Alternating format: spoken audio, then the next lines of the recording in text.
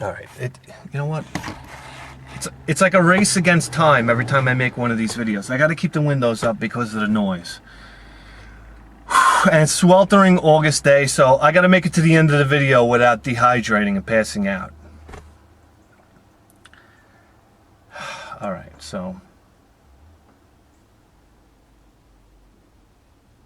yeah, so basically it's my wife and her family, and we rent this we rent this van. It's like this vans in different countries aren't like automobiles in different countries aren't like they are here. Everything's diesel and everything's got 4 cylinders, which is smart because I was amazed at the fuel mileage that this van got. The van had seating for like 15 people.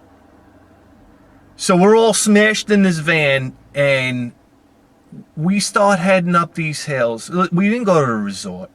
No. That would have been far too easy. We didn't go. Listen, resorts, anywhere you have blue water, a sandy beach, and some palm trees, you can plop a resort. I could bring you to resorts all around the world. You won't even know where you are. You'll know you're in a resort. It's like going to Applebee's. It's the same everywhere. You want to go to a resort, just find the cheapest place you can go to a resort and then go have a great time. But resort, to me, when you go on vacation, you go to a resort, it spoils the whole idea of taking a vacation. To me, when I take a vacation, I want to see how other people live. To me, that's interesting. As an American, I want to see if I've been lied to. I want to see if people are living a better life out there. And you know what? To be honest with you, I was completely astounded. So we get in this van, and we're heading up these hills, and now I've done off-roading in my life. You know, I used to own a Willys Jeep, an old Bronco, a 1950 Willys Jeep, a 1975 Bronco. You know, I've been off-roading with the best of them. Mud, snow, sand, trails, you name it. I never did off-roading like this in my life. This poor van. This van had a 2.5 liter diesel engine in it. 2.5 liters, that's not big. And it's hauling 12 people, over a dozen people. Up hills that were at least 45 degrees with rocks jutting out of them. I've never been on roads this viciously dangerous in my life. You know, everybody tells you, oh, when they go on vacation, they were on this road and the other side was a cliff going straight. There's a cliff going straight down. It was like, that's it, lights out. The truck slips a little, or the ball joint goes, we're going right over the side. And it's going to be 15 Dominicans and 1 American barreling down into a smashed up ashtray of a car. So we get up to the village here, and we're talking about a good 2 hours going up these hills and stuff like that. I mean, breathtaking views, don't get me wrong, but when we got up there, I mean, I've seen some pretty desperate areas, okay? But this was poor as poor could be. I mean, we're talking about houses with hand-planed wood boards, like chop down the tree, split the wood, hand-planed wood boards with huge gaps between them, the wind's just blowing in. And I understand it's tropical weather. Everybody has a stove. Some people don't have electricity, and their electricity that they do have, it's running through like extension cords tied up to another house. The water that they're supplied, this blew my mind, the water that they're supplied comes from a mountain, comes from the top of this mountain, where they build like a block. They build this reservoir at a block, and then they have a piece of PVC pipe. It goes from a 2-inch PVC pipe down to a 1-inch PVC pipe to get pressure. It comes all the way up from the mountainside. And just to give you an example, while I was there, a cow stepped on the PVC line and shattered it. We didn't have water for 2 days. A guy had to go out on a donkey and follow the entire trail of PVC pipe.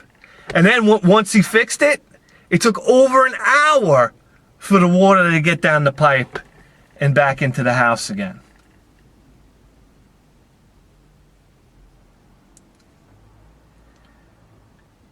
The gas station? Oh, by the way, the butcher shop was the best. It's basically this wooden shed. And when I say wooden shed, I'm talking about ramshackle. This ramshack, branches and planks of wood forming the shed with a corrugated metal sheet metal roof. And we're on the way to my girlfriend's aunt's house where we're gonna eat tripe. And I'm like, what is tripe? They're like, oh, it's the pig intestines. So already I'm like, oh, Jesus Christ. You know, it's like Indiana Jones. They gave me crab soup. And it was like in Indiana Jones when you put the spoon in and the eyeball comes to the top of the soup. That's what it was like. They said, oh, it's crab soup. I said, oh, great. Crab soup sounds delicious. It's going to have to be full of crab meat. I stick my spoon in. All of a sudden, I see this crab roll out of the water like this. I was like, I got a hangover. I'm not that hungry. It felt so good to come back to America and just have a meal that wasn't looking back at me. Felt good. It felt great to have a meal that didn't have a tail hanging out of it. Listen, no, but to be respectful, you know, these were people with an enormous heart and so giving and so happy. I mean, big smiles on their face. I mean, you come to New York, man, everybody's got a stick up their ass over here. So it makes you wonder. If these people living as desolate and as desperate as they are, I mean, dirt broke. I mean, poor as poor can be. And, you know, I read an article that said New York City is the most unhappy city in the nation, United States. And I say, geez, who's got it, who's got it better? Who's got it worse? I really don't know. So getting back to the story. So my girlfriend, with all her brilliant ideas, decides to bring me to the butcher shop before we go eat this tripe, okay? And here's the pig. The pig's head's hanging on a hook by the window. Then the pig's meat is hanging from rebar hooks, rusty rebar hooks that are bent around like hanging on this tree branch going across one of the roof rafters. The pig's heart, liver, and some other organ is hanging from another hook on the wall with a big blood stain that's leaking down onto the concrete floor. And on the floor itself is a big pile of the pig's intestines. And I said, that's what we're about to eat? Yeah, that's what we're about to eat. So we go to her aunt's house, and I'm sitting there, and there's a big crowd of people. This is good eating over there, by the way. This is like, call the neighborhood. We're having tripe. We sit down at the table there, and I'm eating this stuff. And as I'm eating it, I'm like, man, the guy next to me's got, like, terrible BO. I'm like, and naturally I'm a little hungover, so I'm eating this tripe, and I'm like, I said, this food would be so much more enjoyable if I wasn't sitting next to this fucking smelly baboon. And I'm eating it, and I choke it all down because I don't want to be rude, even though I couldn't take the smell anymore. I go outside, and we're sitting in a chair, and I said to my wife, I said, hey, babe. I said, that food would have been, I said, I don't know what the story was. The guy next to me had terrible BO. And she's like, oh, that wasn't BO, that was the tripe. And it's like a psychological thing. I could just feel my stomach start to grumble. It was like my body was rejecting what I just ate. Oh, it made me so nauseous.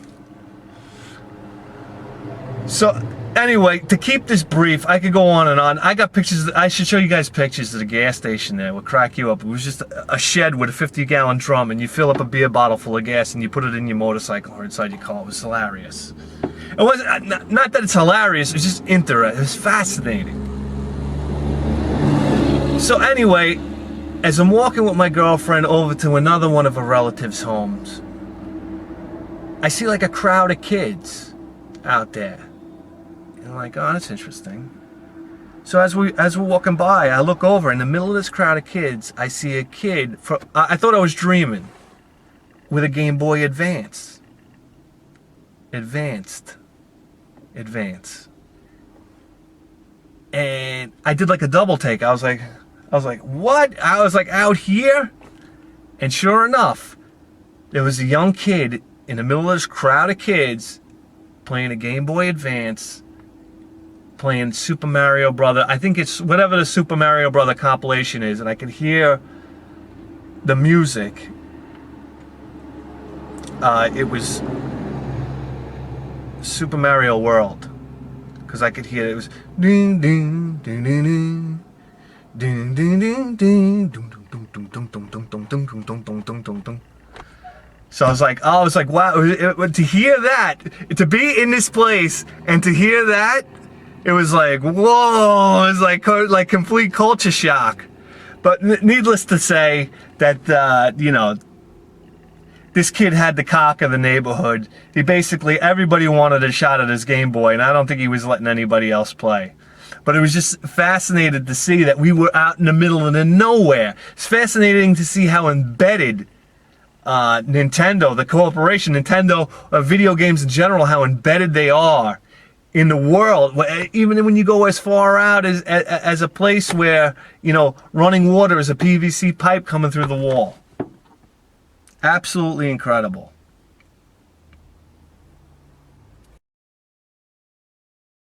Rise from your grave.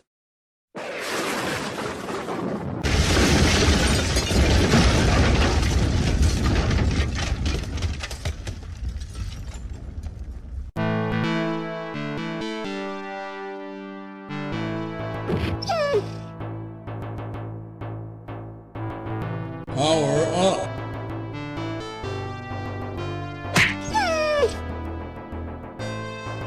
Power up.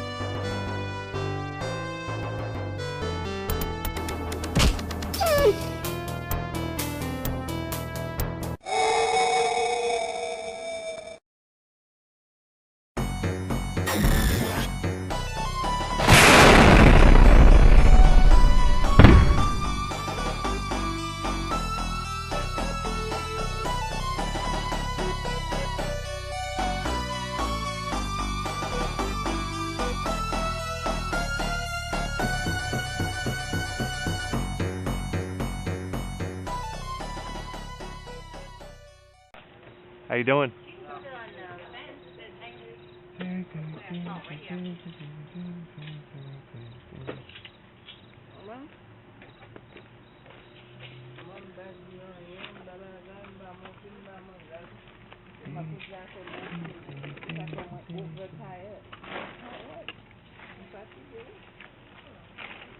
Hi.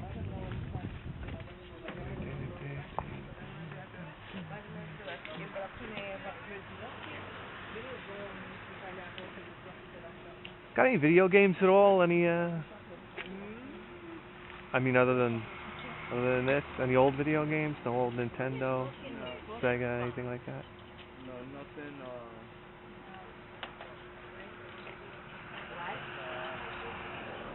No, not really anything. Okay.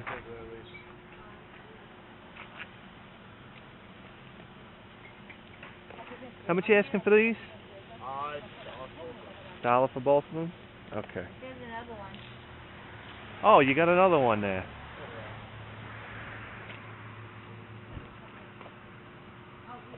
Okay.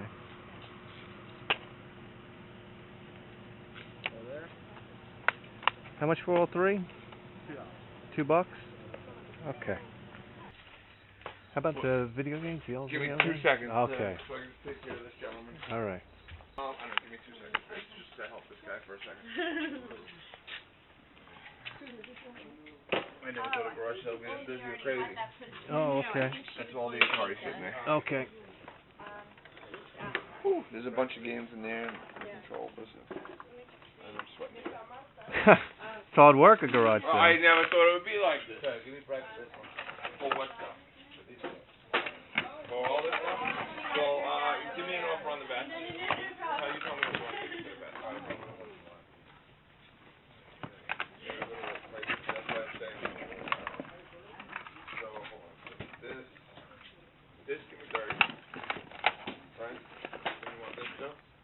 How much you asking for it?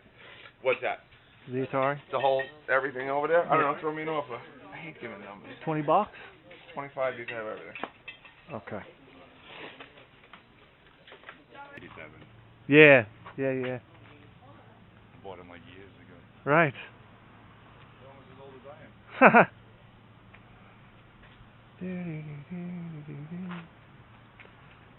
I can look in the bin? Yeah. Ah. How much are these? These? Yeah, dollars. But $5. oh my dad, he loves Elvis. Is that these? Yeah. He has all of them. Not I like Brian. What are you asking for the games? The Zelda is $4. Yeah. Mortal Kombat will be $3, and the other ones are $2. That's vintage, baby.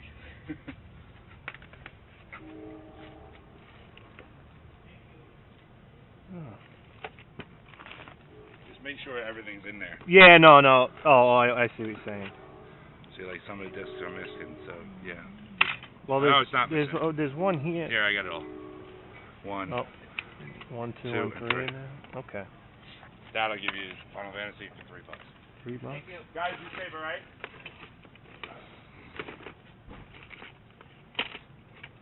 What is this here? I don't remember those days. Yeah. Do you even have a PlayStation 2? The PlayStation 2, yeah, I have. Because I got one of those too. Okay. Yeah, I'm pretty good on consoles. I look for games.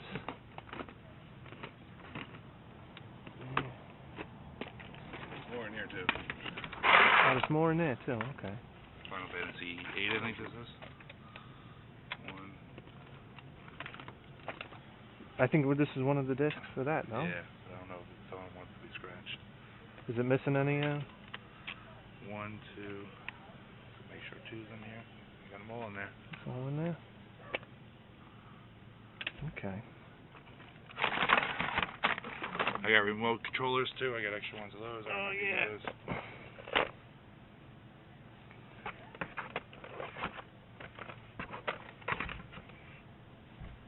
Hey.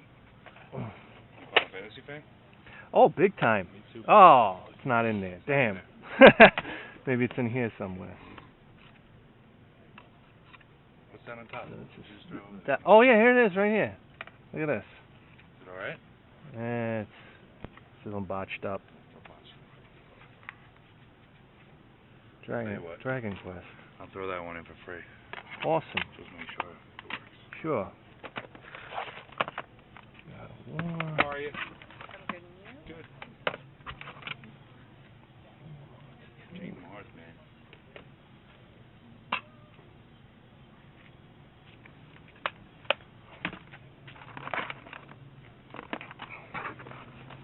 There's also one next door, just so you know. Where? And that's right next door. Oh, okay. Oh, there's a garage sale over there too? Yeah. A little older stuff. Yeah. You just had that game, too. Yeah. That. Oh, yeah. Ah, here's Final Fantasy 7. No. Oh wait, no, 12. 12. Take care. Jeez. Yeah. There's 2 discs for this? I was an addict. to all this Yeah, shit. it's 2 discs for that. Maybe it's in here somewhere. This is Maybe it was there too. I don't remember. 1, 2. Maybe it's in here somewhere.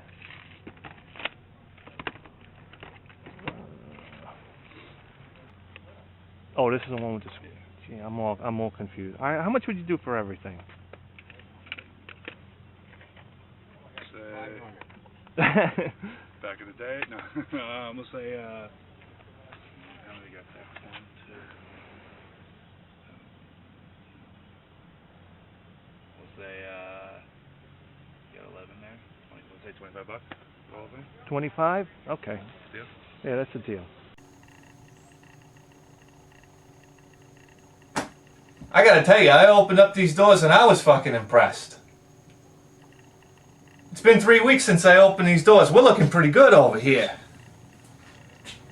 Binhead 1000 here, host of the greatest video game program in the history of human civilization. And if you don't know that, well, you probably got your head up your ass. But here we go. I've been gone for 3 weeks. I've been on vacation for 2, and we went out last week, and basically we got our asses handed to us by the Saturday morning marauders.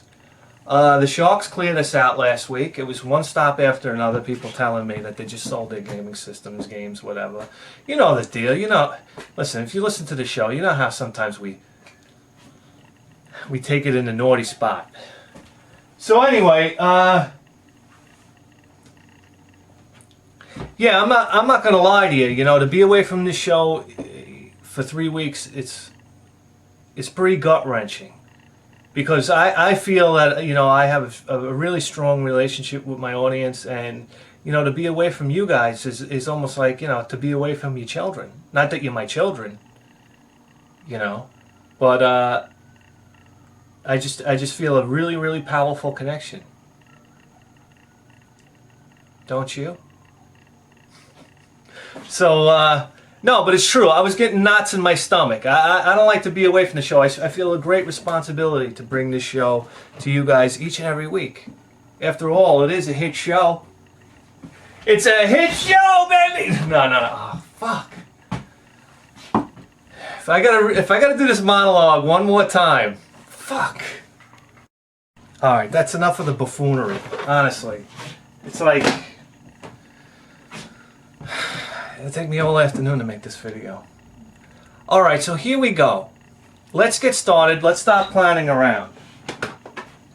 First sale that we went to, not the first sale that we went to, but the first sale that we actually found something was around 9:30. And if I haven't found anything by 9:30, it's almost like hit the panic button.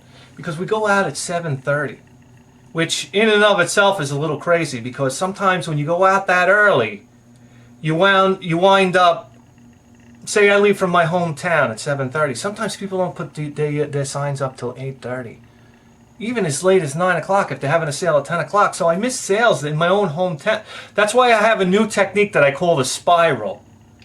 And I'll explain that in a future garage sale tip of the day episode. But anyway, it's 9:30 and we come across this. It's a Game Boy Advanced game. Monster Trucks. And it's in the wrapper and it's brand new. And it also looked like somebody stepped on it because the box is crushed. An Xbox game, AMF Bowling 2004, and you're saying to yourself, why would you even think about picking that game up off the table? And that's because it's brand new and it's in the wrapper. I couldn't help myself, and for 50 cents. And then finally, as I'm buying these games, a woman said, oh, I got a game over here, and it just happened to be Luigi's Mansion, and I can't imagine for 1 second of my life how I passed it up. I saw where she grabbed it and I was right over there. Sometimes your concentration is off, which is clearly demonstrated by my camera work. So anyway, Luigi's Mansion, a nice clean copy, nice clean disc with an upside down instruction manual. So there you go. That was the first garage sale. Oh, so that was $2. Moving along. Okay, now, if I'm going to explain this one to you, it's that I saw this guy putting up a garage sale sign probably around 8 o'clock in the morning. And I pulled up next to him. I said, hey, when's your garage sale? 9 o'clock. Okay, you have any video games? Yeah, I got an old Atari. So I'm saying, oh, here we go, old Atari. Let me explain something to you guys. And I've probably explained this a million times. Whenever I hear somebody selling an Atari, or somebody say, oh, I got an Atari if you're interested, blah, blah, blah, I usually don't think twice about it, because people that have Atari, for some reason, they think that they dug up like the Ark of the Covenant. They think that the Atari is a really valuable gaming system just because it's old, and we all know that it's really not. So I never get excited when somebody says Atari, so I kept on going. I kind of ignored it. And then things were getting so bad, it got to be around 10:30, 11 o'clock after this sale, and I said to myself, let me turn around and go back, because I was feeling it from not hitting last week and not really finding anything this week. I didn't even know if this was good enough to even turn the camera on. So I had to sit there and meditate a little bit, and the one thing that I always think about, and maybe you guys, this can help you guys out too, is the saying, success is found in the garden of failure. And it's true. And I stopped, and I turned around, and I went back to this guy's sale. And now, this is not to say that we found the score of the century here, but I want to explain something to you. If I'm going to find something Atari, okay, I either want to find a Jaguar, an Atari Lynx, or a 5200. Because the 5200 is kind of like the black sheep. I mean, I don't have to tell you guys why the 5200 isn't a desirable system. Number one, it's monstrous. I'm not telling you guys anything you don't know. The graphics are probably marginally better than the 2600. It has this insane RF connector that goes through the power cord that that if you don't have, you're basically screwed because it's very difficult to find. And it has these analog type controllers that don't self-center themselves. The controllers are terrible, they're abysmal, and they have the tendency to break. So I feel a connection with the 5200 because growing up, I've always had systems that crashed and burned. My ColecoVision, as soon as I got it, they crashed and burned. The TurboGrafx 16 crashed and burned shortly after I got it. The Sega Saturn crashed and burned shortly after I got it. My Atari Jaguar crashed and burned shortly after I got it. But for some reason, God never cursed me with this system right here, the Atari 5200, and for some reason I feel a real connection with this system. Like I was supposed to have this. If I was to relive life again, I think I was meant to have the 5200, and I think it's a really neat system. So here we go, the 5200 with I guess the RF cord hanging out of the back here. Oh, by the way, aside from the fact that it's really filthy, it's actually very clean. I don't know if that makes any sense at all. Probably not. It just got dirt on it. I think I can clean it off. Okay, it has the adapter. This was like the main thing that I looked for when I bought the system. With the plug and the blah blah blah. With this enormous Atari power adapter. And and my light went out. And my light just went out.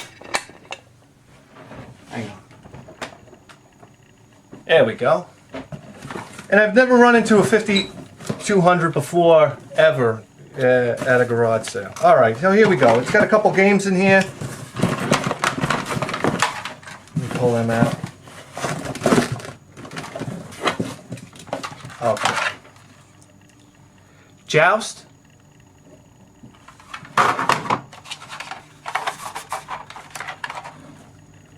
Defender.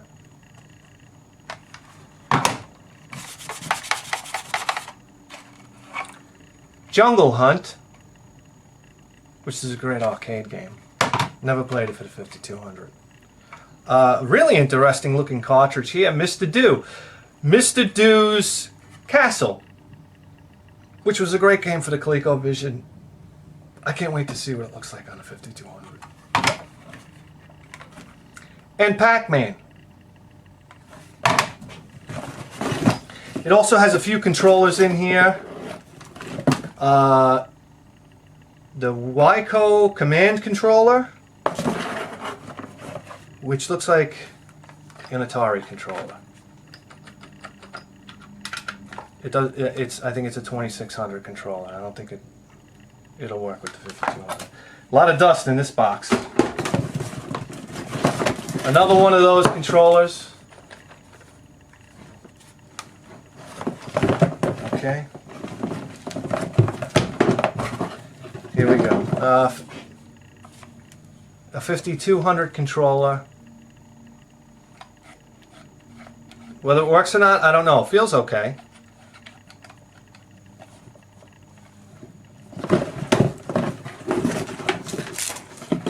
Another 5200 controller. I don't know. I don't know if you could feel like and tell if it's broken. I doubt it. They're probably both broken. And what else is in here? And that's pretty much it. And the joust manual. And a lot more dust. Yeah, so that's it. An Atari 5200. I'm really excited about that. Paid $25 for it. I don't really know what the going rate for a 5200 is. I was just really excited to find it, and it's a console that I've always wanted because, as you know, it's enormous and we have plenty of room inside the shed here. So, moving along to the next sale.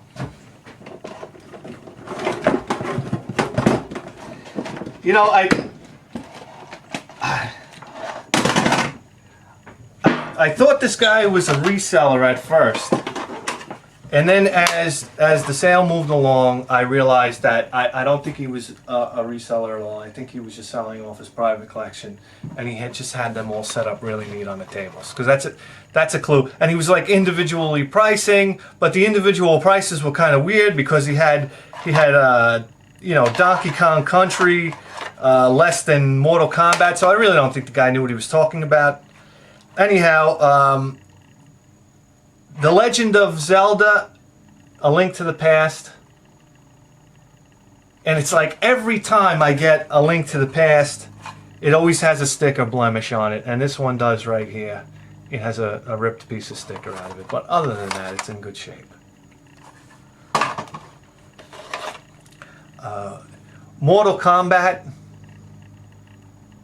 Probably my least favorite, or the least favorite Mortal Kombat games. I remember playing this with my buddy Phil. I believe we rented it, and we were so disappointed because it was right off of coming. You know, the arcade was wildly popular. Here it is coming to a home console, and every time you punched the guy, instead of seeing blood, it was like blue sweat. It was like Major League letdown. Major League. An extremely filthy copy of Cliffhanger.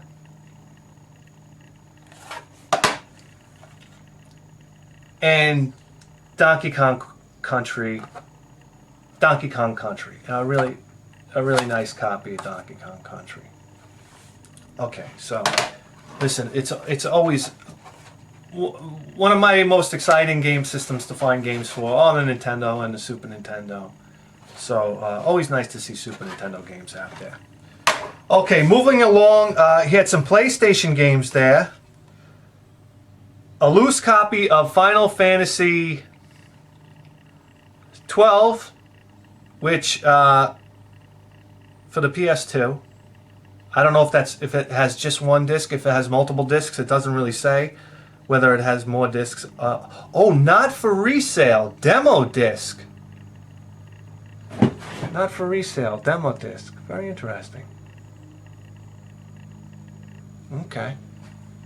Doesn't have a case. But it's clean. It's nice and clean. No scratches. Okay, moving along. Wow. A game I really wish I had the case for. Capcom versus SNK 2. For the PlayStation 2. Capcom fighting games. What can you say? I cut my teeth with Marvel vs. X-Men and Marvel vs. Capcom, I believe it was, for the Sega Saturn. Sega Saturn with the RAM card. That's some of the best fighting games that I've ever played, or for the time. I enjoyed them. Okay, Final Fantasy VII, in really nice shape. Other than the case, it's all here. Yeah, disc 1, 2, 3, and the manual. It's all here. Just need a new case for it. Final Fantasy 9. Again, complete. 4-disc set. There you go. And some PS2 games. Final Fantasy X, which was kind of messed up. The disc was kind of scratched up, so the guy gave it to me for free. I don't know if I can clean it up or not. I don't even know if I would be able to show you guys to ask you if that can be cleaned up. It might be. I don't know. It doesn't Oh, the camera actually makes it look a lot worse than it is. Okay. This is really interesting. I don't think I've ever seen a Dragon Quest game out there in the wild. But here it is, Dragon Quest VIII, Journey of the Cursed King. And it's almost like Journey of the Cursed Game because it's missing a disc. And how tragic, huh? Must be a huge game. For the PS2 to have 2 discs, I mean, I don't know many PS2 games that have 2 discs. Must be a tremendous game. Oh, playable demo. Oh, wait a second. Playable demo inside Final Fantasy 12. Oh, this is home run beyond home run. Here we go. So here we go. Maybe that's the makeup disc right there, and we got both discs. Maybe this is the whole game right here. And the playable demo disc. Here we go. There we go. I think we're complete on that. How exciting. Wow, that made my day. I'm real excited about that. So there we go. A Dragon's Quest game that I haven't played a Dragon's Quest game in since the Nintendo days. Dragon Warrior games are related, am I wrong? So that's the last time. Last time I played a Dragon Quest game was probably Dragon Warrior 3. If they are in fact related, if they're not, I sound really stupid right now. Okay, and moving along. Hey, Mike Gartner, here we go. Kingdom